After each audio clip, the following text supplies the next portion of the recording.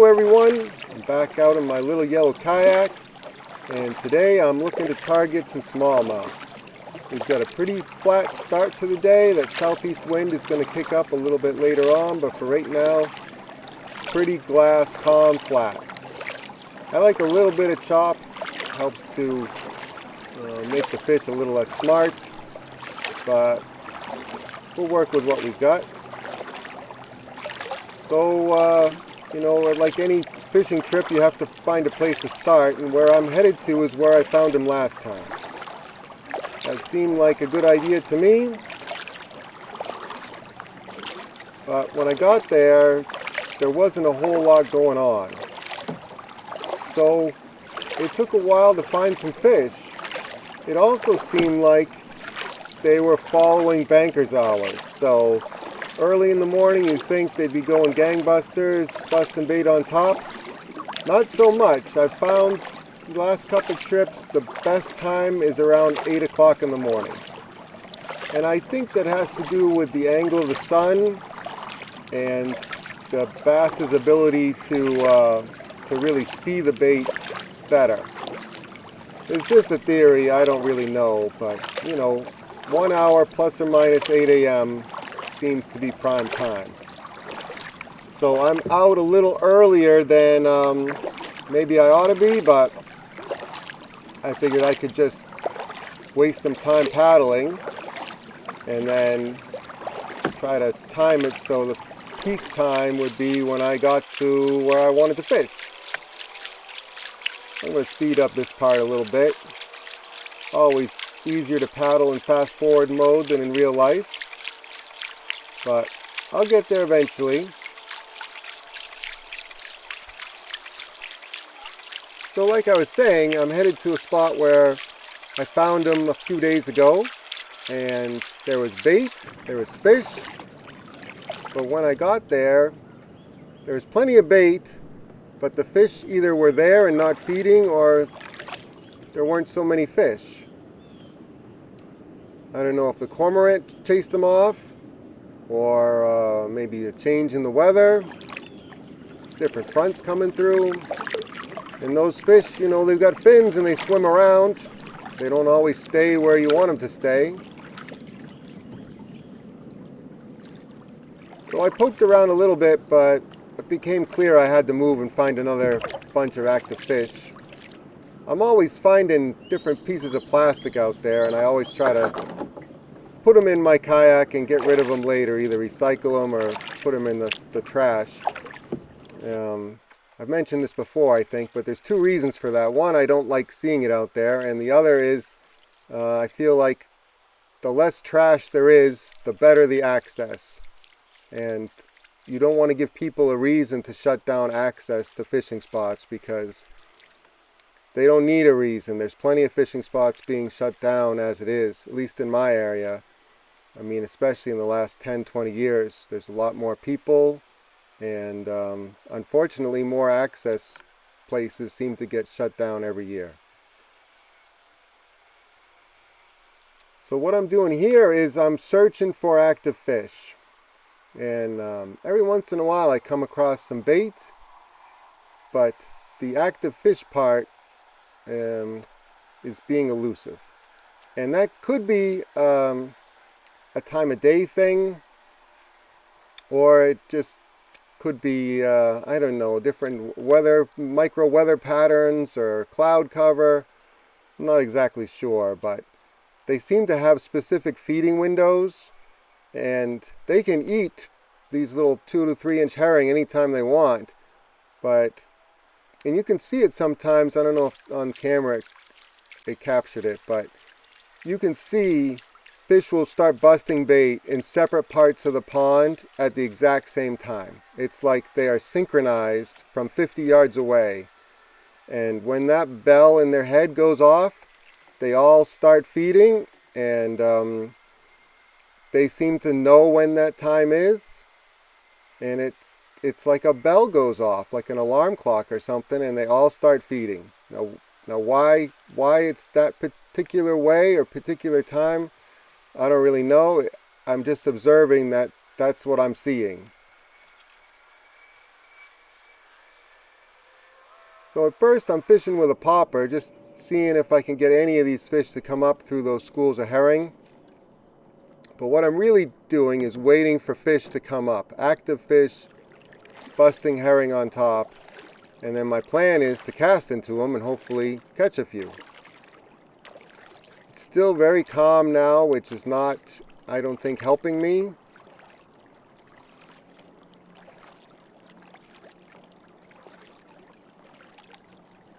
And it's still early. You can see this, the sun's still pretty low. But once it gets up a little higher, seems like that's part of the trigger which makes these fish turn on. Other lakes I've fished, it's the complete opposite. So, you know, in the morning, there's a topwater bite early in the morning. And then as soon as that sun is over the tops of the trees, that's it for topwater. That's it for the bite for most of the day. And you really have to finesse them if you want to catch any. This seems to be the opposite. Seems like there's a window where that sun is above the treetops. So I don't know, about 9 o'clock, and that's it. That's the window. So I can see there's some fish busting bait on top now, and there's a couple different schools. I've picked one school on the left. You could say I should have picked right, but you know, maybe I'll get them on my next cast. But you gotta kind of choose where you're gonna go, and then that's just it. As soon as that popper hit the water, there was a fish on it.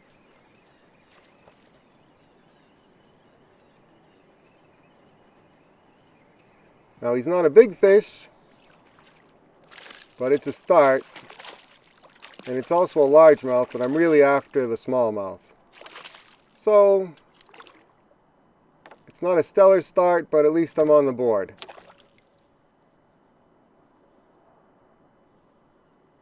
Sometimes I wonder if I just stayed in the same exact spot, if the fish would come up around me.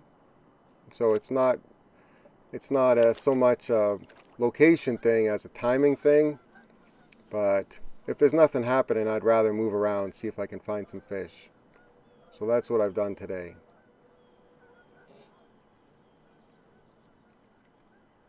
Switched over to a fluke just to see if I can catch them a little better on the fluke. At this stage, I'm just trying different things and seeing what triggers those fish to bite.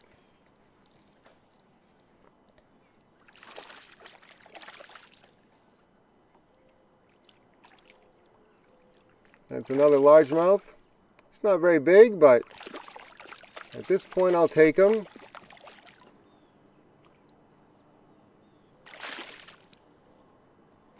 As soon as I get my thumb on him, there he is.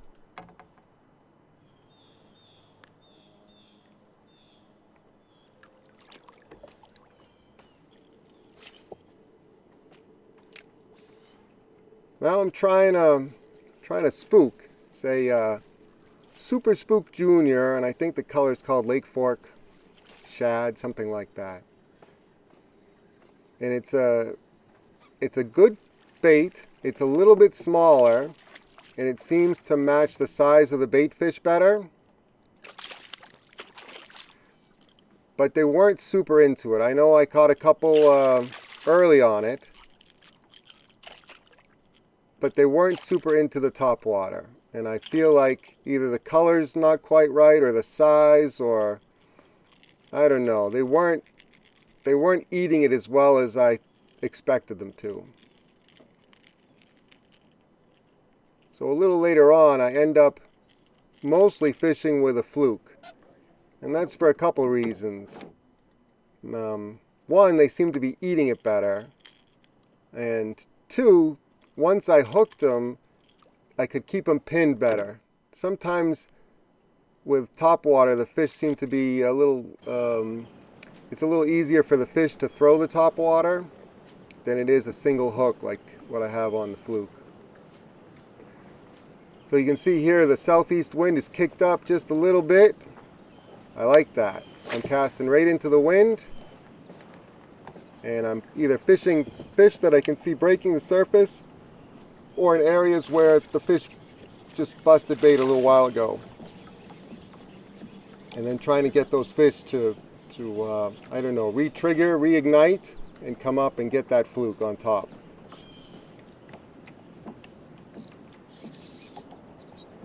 Some boat wakes are bouncing me around, but the fish don't seem to mind. Now this is what I'm after. That's a nice smallie. Almost jumped in the boat with me.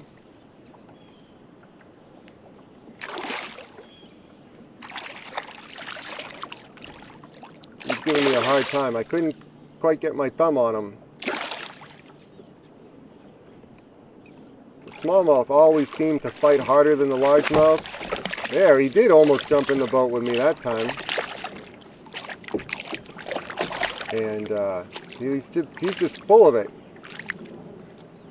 Eventually I wrapped the line around my arm, and then I managed to get my thumb on that fish's lower lip. There he is. Not bad. Nice and fat from eating the herring.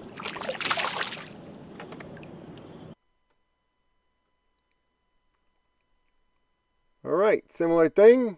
Southeast wind is blowing in my face. I'm casting towards active fish, or fish that just blew up on bait. I'm trying to get them to trigger again. I'm trying to get a reaction bite out of them.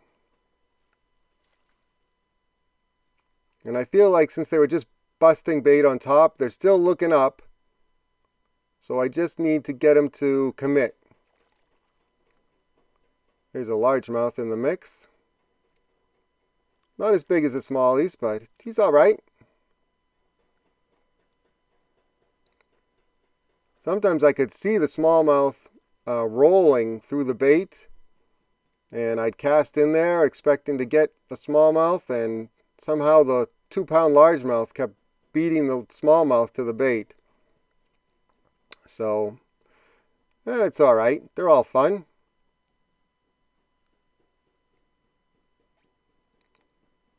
So by this point, I've caught a couple on the fluke, caught a couple on top water, but I feel like I'm doing better with the fluke in terms of both hooking fish and landing fish. This next smallmouth just goes absolutely berserk, just jumping all over the place. They're really just crazy fish. But anyway, I've kind of settled on the fluke now. I still have, I think it's a spook on the front deck, just in case there's some fish that pop up just out of range. But after going through a few different baits, it seems like the fluke is outproducing the rest. So at some point I'm going to pull that spook off the front deck and then put a Super Fluke Junior up there, just in case they come up closer to me, or my larger fluke is somehow mangled from catching fish or whatever. So I have 2 rods basically ready to go all the time. That's a nice smallie. That's what I'm after right there. Nice and fat from eating the herring. I had to turn the volume down on some of these clips. It sounded like they were trying to jackhammer directly into bedrock at one of these houses. So you don't hear as much of the natural audio, the fish splashing, etc. But the jackhammering was just too much. So I had to put the volume down at, I don't know, 1%. So I straightened out my fluke. I'm back at it. This time I've got the wind at my back, which helps me. I could hear some fish busting behind me, so I spun the kayak around and got one cast into them. Turned out to be largemouth, but that's okay. They're all fun.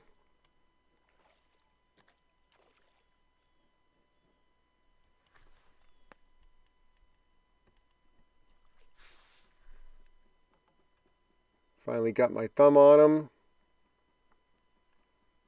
Send him on his way. There he goes.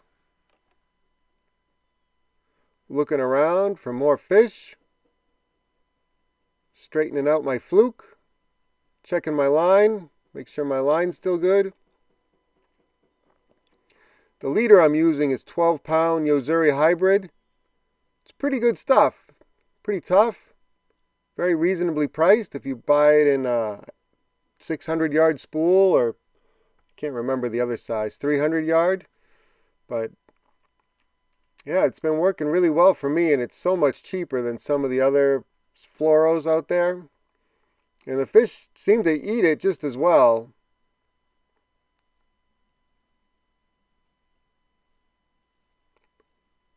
I decided that fluke had been beaten up a little too much. I like to take them off before they are completely destroyed. And that's so I can use some Mend-It at home or super glue and repair them. If you wait till they're completely just shredded and torn in half, they're harder to fix that way. But Mend-It, if you're not familiar, is a soft bait glue, and it works great for repairing soft plastic lures that have got beat up. But if you let them go too long, it's a little harder to get them back together. It's sort of like a Humpty Dumpty problem. Humpty Dumpty fell off the wall and splattered into 18 different pieces. They couldn't put them back together again. So if you get them just when they're a little bit worn out and not completely worn out, you give the Mend-It a better chance of working to repair the bait. And it really does work. That stuff stinks though, so you want to, use it with some ventilation or do it outside.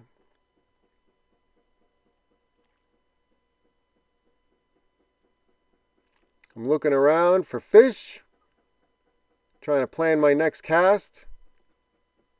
And it doesn't take too long before I'm into another one.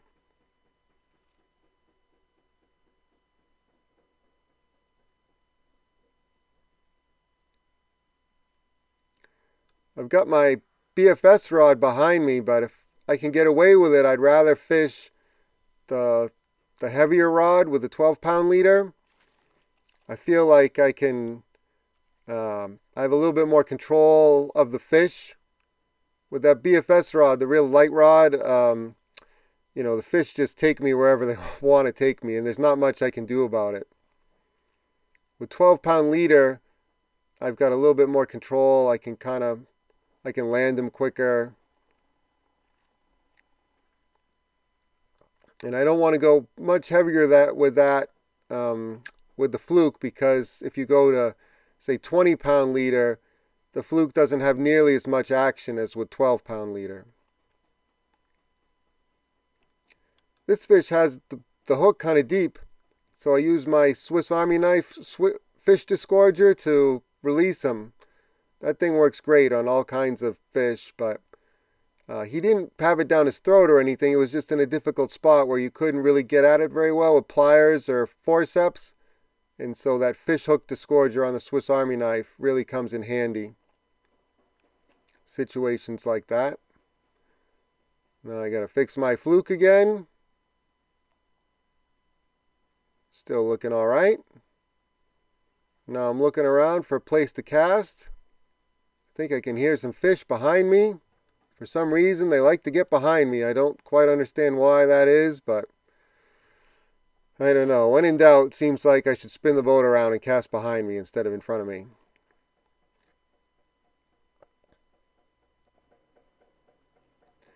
Sometimes, even if you don't see fish busting, you see sort of a slick spot on the top of the water. And that could be where the fish were busting before, or it could be, oils from the bait fish, from the herring. Just kind of collect on the surface of the water and make it look shiny. I can see kind of a pocket in the top left.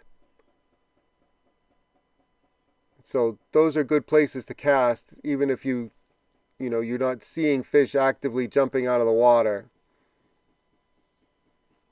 This is another nice smallie, and he's just going crazy. I mean, it's hard to tell on camera, but he jumped 3, maybe 4 feet out of the water. It was very high. He was almost over my head. They pull so much harder than the largemouth of the same size.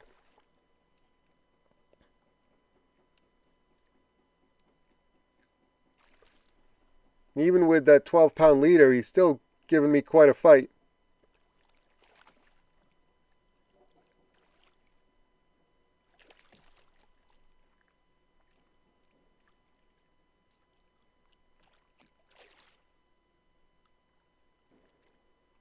Eventually I'll get my thumb on him. There he goes.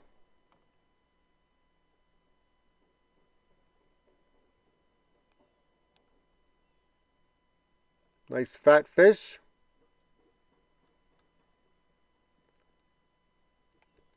September is one of my favorite months to fish, and this right here is why. Fish are active, chasing bait. I don't need to use any electronics to catch them. It's a very visual fishery. Alright, I've pulled out my BFS rod here, and the wind's not quite as strong as it used to be. And I want to see if I can catch them on that little light rod. There's some fish, busting in front of me, and I knew my other rod, the fluke, was a little messed up from that last fish. And so I wanted to get right back in there, so I just grabbed another rod from behind me. And it happened to be the BFS rod with Super Fluke Junior on it. Both these rods have the same color, which is albino shad. It's a really good color for a cloudy day like this. Doesn't have any flake. Looks a lot like a little herring. And the fish seem to like it. I like that albino shad on cloudy days, especially. It's a good color all the time, but especially on cloudy days, I feel like that's my go-to.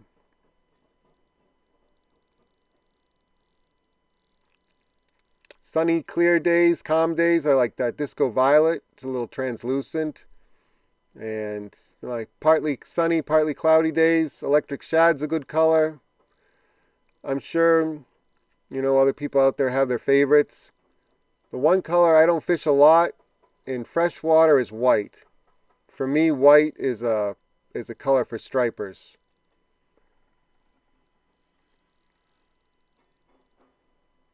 I know white works. I don't know. I just have my favorites, and I feel like if I show them something a little different, sometimes maybe they'll eat it better.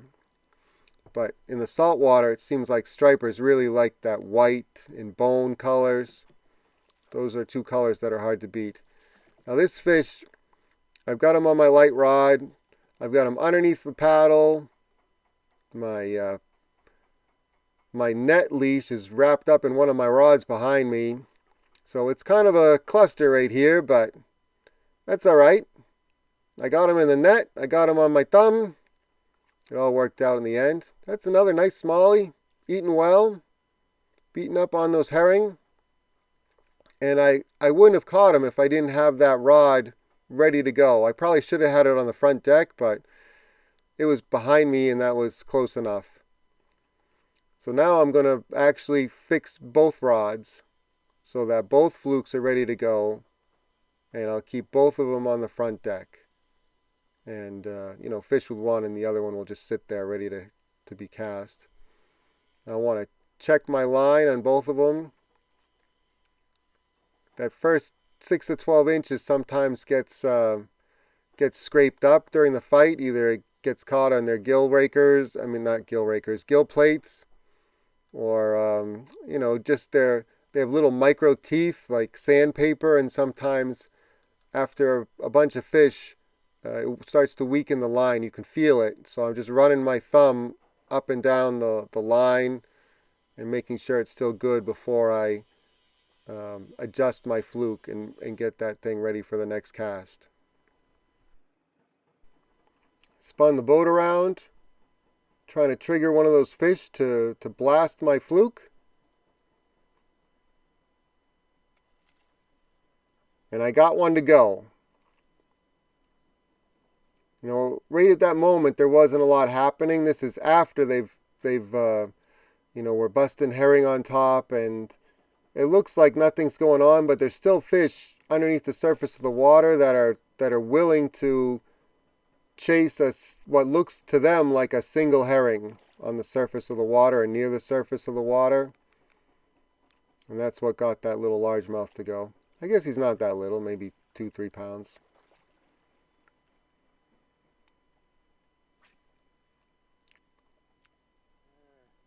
Once again, they pop up on the other side of me. I have to spin the boat around.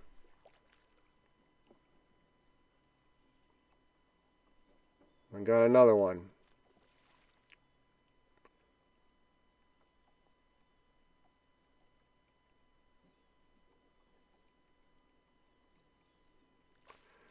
This is another smallmouth just jumping like crazy.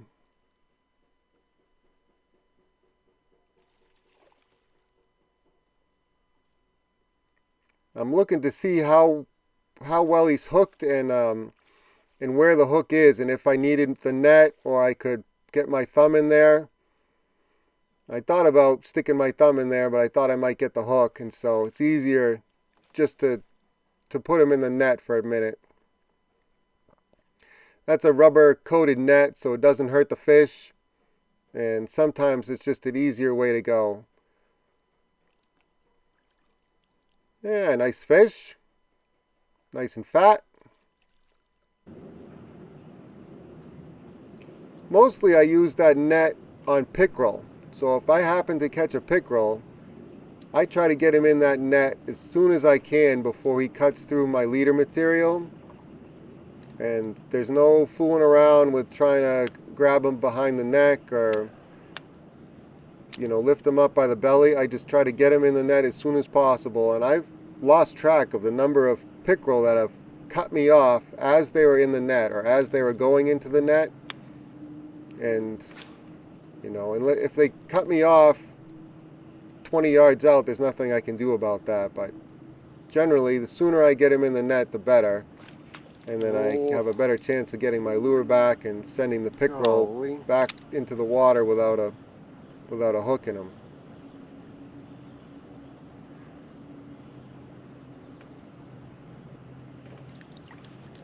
I think I missed one just there. So right back out. I'm using my BFS rod, ultralight rod. See if I can get him to go. There he is.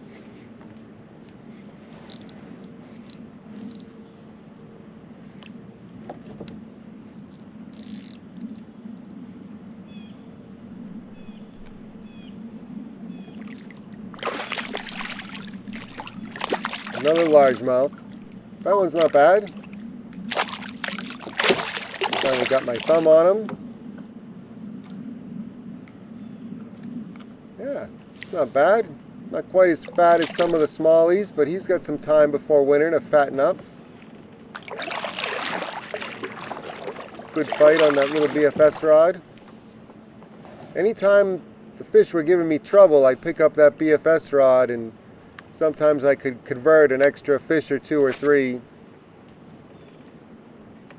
It's more of an issue when there's no wind and I've got a little bit of wind here, but anytime they're short striking or just giving me trouble, I'd pick up that BFS rod and I'd convert a few extra fish.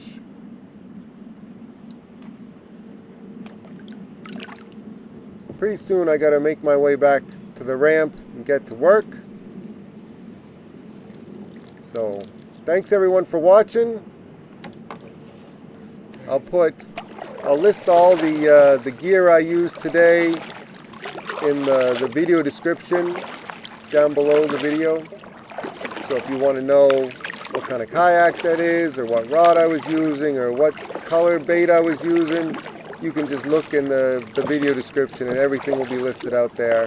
So you can do exactly what I was doing today at your own lake and hopefully have a lot of success too. Alright, thanks again. I'll catch you on the next one. See ya!